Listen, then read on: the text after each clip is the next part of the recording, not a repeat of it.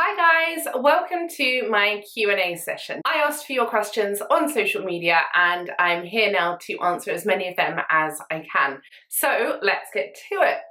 The first question is, hi Tracy, how long has it been since your hair transplant? I'm nearly 4 months in and have no hair growth at all. So I had my hair transplant 7 months ago now. I had this November 22 in Istanbul in Turkey. And I'm loving my results so far. I actually had thinning to my scalp here, so my hairline had very dramatically thinned and you could see my scalp through my centre parting. I had lost my temples and also just my hairline was quite far back where it had receded over the years. So after 10 years of experiencing hair loss, I had a hair transplant surgery. It's something that is very much still new and unknown for women. But over that course of sharing my journey, my recovery, and the blog that I kept about my hair transplant, my content received over 30 million views and went viral. So that just shows that a lot of people don't talk about hair loss. It's something we all face, whether you're a man or a woman, old or young. It started for me in my early 20s and by my early 30s it was something that I really felt quite strongly about correcting. Some people don't realise that hair loss can be treated permanently, and the hair that I have had now transplanted will stay with me forever. Where the hair follicles are taken has a different type of genetics that is not then susceptible to hair loss. So you can have multiple hair transplants to cover the top section of the head, and this is really where people suffer from hair loss. So I just had the one surgery, but in years to come, if the back of my hair is too thin, I can go back and take hair from the donor area and just move around any patches that I need. So I hope that answers your question. Everybody recovers at a different pace and rate. My recovery has been actually quite quick. I put that down to leading a healthy, active lifestyle, consuming lots of protein, plant-based protein for recovery, and following the aftercare instructions very meticulously. Not touching, not scratching, using the correct products and aftercare is so important. If you continue to smoke, or you don't allow your hair to heal properly, if you expose it to the sun when you are healing, you really will slow down those results from happening and impact on what is achievable as a patient.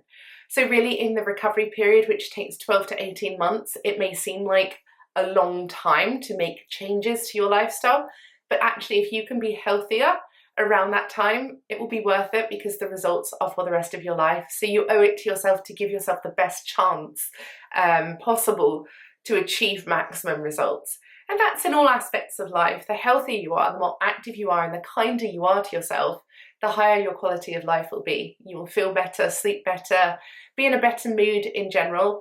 And I think that's just something to promote regardless of if you're having surgery or not.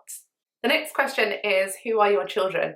So I actually have 2 children. I did used to share them on social media some years ago when they were very little. I'm absolutely so proud of them. I'm a single parent and have been since they were babies. My son has just turned 11 and my daughter is 15 and a half, because the half is important. I am still a single parent, and I think honestly for the rest of my life I would like to be a single parent. It's a lot easier to raise a child in a healthy environment rather than around abuse, around negativity, aggression, arguments, bad feeling and nervousness. And whilst previous generations, the message was there to stay put and make do, make the best of things. If you are in an unhappy marriage and an unhealthy relationship, try and work through that. I actually believe quite the opposite of that. If it cannot be solved, if it cannot be improved, you owe it to yourself and your children to get out of that environment. As such, I've raised my children on my own, been financially stable for them through working hard, having multiple jobs at a time, and devoting my life to them whilst also studying and building a career. So I feel that if you have children, you do your very best for them. You don't give 10% or 20%, it has to always be 100%. And because of that, we have such a beautiful life. I don't rely on anybody to support me or to help me. I literally just go at life all guns blazing, and be the change that I wish to see. So your life doesn't end when you have children, your life doesn't end when you're a single parent. Children actually teach us about the true meaning of life and what is most important, and I'm very, very grateful for that. How possible do you look so beautiful? Thank you, first of all. So I've been through a lot of changes in my life throughout being in the public eye. I first became a model at the age of 18 when I was scouted by MTV, which is a television station here in the UK and I believe worldwide also. I really did not expect to become a model, to be cast into newspapers, magazines and television, but it happened. It's one of those things in life where you either say yes or no, and I was certainly a person who always said no before. When this happened to me at 18, I thought it's happened for a reason. I didn't deem myself to be beautiful or attractive or desirable to anybody. But actually then, you know, you just kind of have to take a leap of faith sometimes. I was very academic, into studying, education, very logical thinking. I actually think I have autism and ADHD. As my son is diagnosed with that, I see a lot of similarities in myself. So because of that, I was very methodical. Everything was very planned and considered. Everything is regimented in my life and does continue to be to this day, where I like to make lists, I like to have everything in order, to understand what's going to happen, when and why. So when something as catastrophic as being cast into the media came into my life, it really threw me off, and I took a lot of guidance and actions based on expectations of other people. People told me how to look, how to dress, to have fake tan and makeup, and very much so when it came to relationships also. I found myself people pleasing, becoming the person that they wanted me to be, which was normally a servant, eating where they told me to eat, their favourite food, not mine, doing the things that they enjoyed rather than knowing what I truly enjoyed. Because of that, I find that when I am on my own, I actually understand my life so much better. I appreciate my life so much better. I can easily identify the things that I enjoy doing, the food I enjoy eating, the places I enjoy going, rather than being dictated to and controlled by others. So actually, over the past 18 months, I moved away from modelling, from the glamour industry and everything that had kind of been put upon me since I was a teenager. If you followed me for some time on social media, you may have seen that my appearance has changed over the years. I have gone from blonde to brunette to redhead and back to blonde again. I've had different aesthetic treatments and surgeries, which is a normal part of life. It's something that, you know, in your 20s you might want long hair because it's fashionable. In your 30s you might cut it short. In your 40s you may decide to dye your hair grey, for example. You may lose weight, gain weight, change your idea of style and body confidence.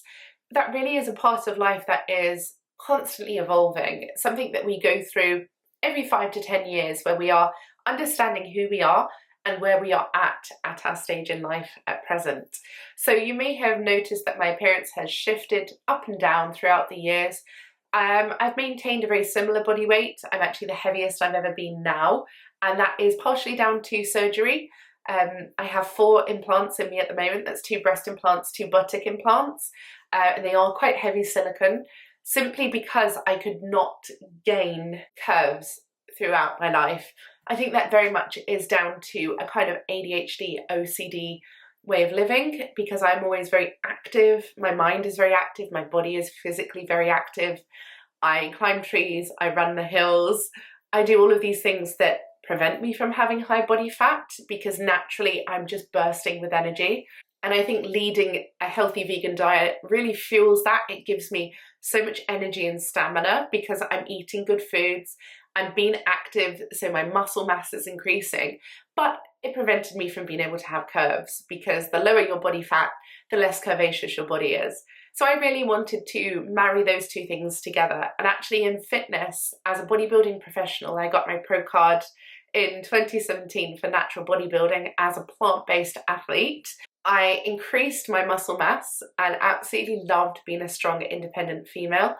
But then wanted to have curves. I wanted to feel womanly, so had my implants increased in size to balance muscle to curves, because if you are too muscular as a female, I feel that that can be quite detrimental to the aesthetics of your body. You want to look big and strong, but then it makes other areas look very absent.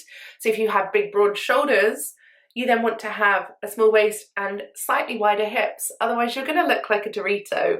And you know when they always say don't skip leg day because you have this big upper body and then tiny legs, you then want to train your legs to build them up to balance and bring perspective to your body. So to be able to have curves with big muscles rather than curves or big muscles, that was a really big talking point. It was something I was very passionate about and still am, and really enjoyed discussing the taboos around aesthetics and fitness. Because to me, it shouldn't be a case of you can be slim and not have muscles, or you can be big and not look aesthetically pleasing. You know, there should be a happy medium in between. And I really believe that fitness and bodybuilding has had a crossover into glamour modeling, bikini modeling, swimwear, this kind of happy medium between the two extremes. So because of these changes, I have now reverted back to a more natural appearance. I don't wear nail extensions anymore. I don't use fake tan anymore. I don't have hair extensions. I've actually had a hair transplant. If anything, I now have permanent extensions because of it. The clothes that I wear are different. I'm quite happy to wear baggy and floaty clothes as opposed to skin tight and neon. So there are lots of changes which just naturally happens throughout life with growth, personal development, spirituality. It's part of the journey, and it's not something to say that I'm a different person. This is who I'm growing into today, and where I will be in 5, 10, 15 or 20 years from now, who knows? But this is the part of my journey that I'm on now. And I'm quite happy not wearing makeup, not doing my hair, not doing my nails. It doesn't make me feel like any less of a person. I've really found peace from within. And it's nice to take care of myself, to get dressed up and go to nice events and see friends. But equally, I'm very happy to go and do the school run without any makeup on, or answer the door to the postman when I'm in baggy, scruffy clothes, just relaxing at my house. I think it's that inner peace that really does make somebody feel beautiful. Somebody said, fancy walking Chiltern Three Peaks together. So I love the outdoors, absolutely adore being in nature, going for walks, doing yoga and meditating outside, being in the sunshine, hearing the trees, being close to water. The birds singing is such a wonderfully peaceful way to enjoy life. I've done lots of fitness things for charity, one of which was climbing a mountain, swimming, running, cycling, doing all of these fitness-based activities to raise money for good causes. So I'm always so supportive of that. So I've yet to do a Three Peaks challenge. I would absolutely love to do that. However, I have never arranged to get a group of strangers together to do so.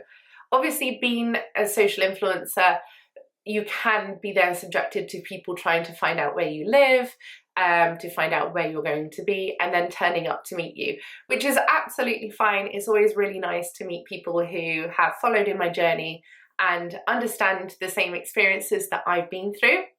However, I think as a woman, as a mother, it could be dangerous to meet people online, face-to-face, in person. So for that reason, I have never created a group for people to get together like that. I think it's just a case of health and safety as a female not to give out information in advance of where you will be or what you are doing in case people have bad intentions.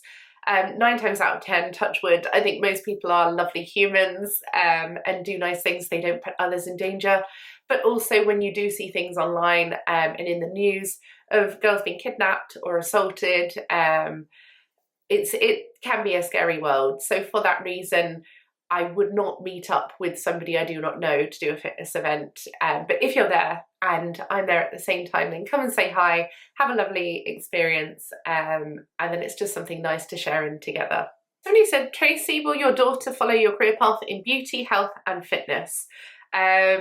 So my daughter is 15 and a half, currently studying for her GCSEs, and she also has 2 diplomas, which is independent study outside of her education. She has a diploma in criminology and one in forensic psychology, which is completely, to think at 15 she has these independent qualifications.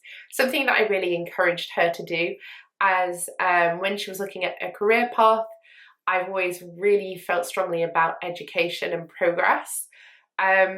She had to make up her mind between 2 different areas that she wanted to go down, 2 different routes for a potential career. So one of them was through forensic psychology and criminology. The other was through architecture and sustainable living.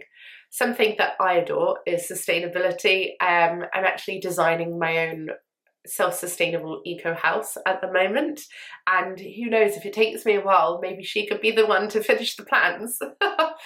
But equally, when she had to make up her mind of what do you want to be, I know, thinking back to when I was a teenager, I wanted to be a psychologist and an author. And I feel that through studies in life and qualifications that I now hold, I have come full circle and actually achieved that, whilst having children and becoming a mother in between. So maybe a few years delayed upon where I thought I would begin, but actually at a very stable point in my life now where I'm able to have both and do both, be a mother and have a career. So it's very exciting to know that even when you're a teenager, if you haven't 100% made up your mind of what you want to do for the rest of your life, it's absolutely fine. I encourage my daughter in the summer holidays, Easter holidays, half-term holidays, to study subjects outside of school. This allows her to have this knowledge, to be able to say, would I like that? Let me experience that. And to then weigh it up, because at school, if those topics are not offered to you then for GCSEs, you know, it's something that you would have to do at college or university. So you really don't have that experience to know which route to go down. So really try to think outside the box, in your own time research and find out about history, geography, maths, you know, all of these things that you can do outside of education, because what you are taught in schools is limited to the curriculum, and you may miss out on something you truly love simply because you never gave it a go. Equally, if you don't know what you want to do as a teenager, don't panic. You don't have to immediately go into further education. You can take time out, you can travel, you can work, you can experience different things, you can volunteer, and then come back to that at any stage in life. Your youth is such a short portion of your education. But actually, I feel in particular, becoming a mother at a young age, my education, even though I loved it and thrived on it as a student, has been so much more fulfilling as an adult. There are evening classes, open universities, online study courses, so many things that you can do that there is not a time limit set on that. So if you don't know what you want by the age of 15, 16, 17, 18, 19, 20, don't panic. You have the rest of your life to find out.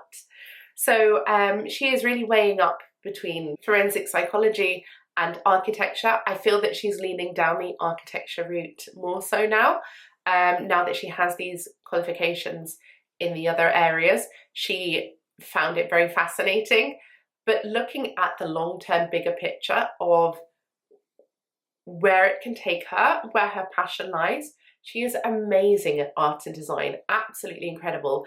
And she's actually working on her art right now for her GCSEs, and I'm blown away by what she creates. So really it's about me as a parent nurturing any ideas and feelings that she has, because you work for the rest of your life. You want it to be something you are at least passionate about and enjoy. It's not all about chasing money and, you know, having the biggest house possible, having the fastest car. It's about your quality of life. Is it something that you genuinely have interest in that will also pay your bills and give you financial security? But it's not the be all and end all to chase money. And I think that's really important to understand at any stage of life. If you spend all of these hours working and stressing and fretting and your health declines, and you miss out on these moments of love with your family and free time and relaxation, you're burnt out at the end of it and your retirement is in ill health. So really find something that works for you and be in no hurry to make that choice. So no, she won't follow me in the route of beauty, health and fitness as an influencer in marketing and media, but definitely will have those influences in her life to be healthy, keep active and feel confident in her skin, which I think is really important at any stage. And it does not have to be a career to be purposeful in your life. Final question is, who was your role model when you were growing up? This is going to sound so bizarre and unexpected, but Jackie Chan. I just became fascinated by martial arts. Also the Bruce Lee films, Rocky Balboa. Looking at people in fitness, I didn't realise as a child that actually I was so drawn to this, that I did not realise the impact they would have on my life as role models. So I began kickboxing when I was, I think 6, 7, 8 as a young child. We lived in the countryside. We had farmland at the back of our home, so I was always in the garden, climbing trees, making assault courses, like doing ninja jumps and things, later learning about kicking, punching, self-defense, and ultimately then moving into weightlifting to become a bodybuilder and get my pro card in 2017, to then qualify in yoga and meditation, and move into mental health. So the body, mind and soul combination is there. And I find that I'm really drawn to disciplines. So when you look at education, it's about studying and achieving the highest grade possible for yourself to be able to have a marker of percentage of what you've achieved. I always thrived on striving for that 100%. When you look at that physically, to be able to say, have you passed your grade in a belt for martial arts? Have you moved up the ranks, and can you actually master your body? So the body, mind and soul connection of even moving that into meditation and looking at enlightenment and self-love and peace, it's fine-tuning every aspect of life to make it the best that it can be, really raising that quality of life and raising your vibrations, being able to attract and achieve all successes that you dream of in life, and having those aspirations to be able to go above and beyond. And I think that's really important, and definitely fitness has been a massive thing. I think most girls probably didn't have Jackie Chan, Bruce Lee and Rocky Balboa as their inspiration in childhood, but it was something that really stuck with me and I absolutely adore them. I think they're amazing. So yes.